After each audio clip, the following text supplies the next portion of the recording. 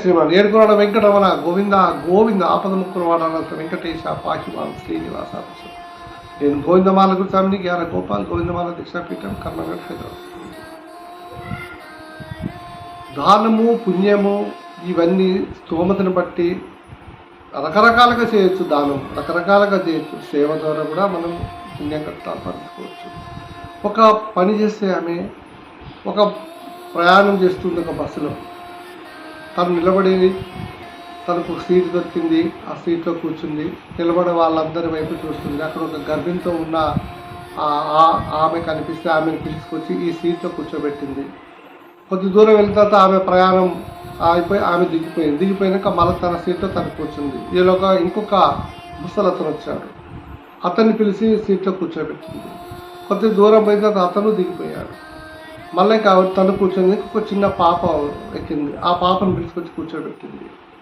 తర్వాత ఒక ముసలి ఆమె వచ్చింది, ఆమెను కూడా కూర్చోబెట్టింది. ఈమె అలాగే తీరా వెనకండి ఒక ఆమె ఈమెను చూస్తూ ఉంది. ఏంటి ఈమె ఎవరు వస్తే కూర్చోబెడుతుంది, ఈమెకు సీటు ఉండగా కూడా ఇలా కూర్చోబెడుతుంది ఏంటని వాళ్ళు ఆశ్చర్యపోయారు.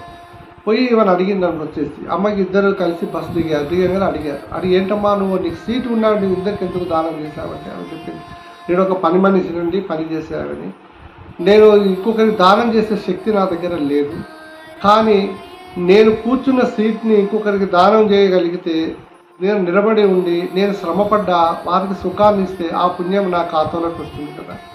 అందుకే నేను వచ్చిన వాళ్ళందరికీ నిస్సహాయులందరికీ కూడా సీట్ ఇచ్చి వాళ్ళ ద్వారాగా నేను పుణ్యం సంపాదించుకోవాలనుకున్నాను. నాకు ఒక గురువు చెప్పాడు, దానం చేయాలి, మీకు ఉన్నదంతలో చేయాలి, నాకు ఏమీ లేదండి, నేను దానం చేసే స్థితిలో లేను, నాకే 4 పిల్లలు, వాళ్ళని పోషించుకోవడానికి 4 ఇళ్లలో పని చేసుకొని సంపాదించుకొని వాళ్ళ కడుపు నింపుతున్నాను. ఇప్పుడు నేను దానం చేసే స్థితిలో లేను కాబట్టి నాకున్న అవకాశాన్ని ఆ వచ్చిన గర్భిణికి కానీ, ఆ ముసలతని కానీ, ముసలామెకి కానీ, ఆ చిన్నపిల్లకి కానీ నేను శ్రమపడి వాళ్ళని సుఖపెట్టాను. ఆ సుఖమే నాకు ఎంతో పుణ్యాన్ని ఇస్తుందని ఆశిస్తున్నాను. వెంటనే ఆమె అంటుంది అనమాట. అంటే దానము పలు విధాలుగా ఉంటుందండి, ఏ రకంగా చేయొచ్చు. ఇప్పుడు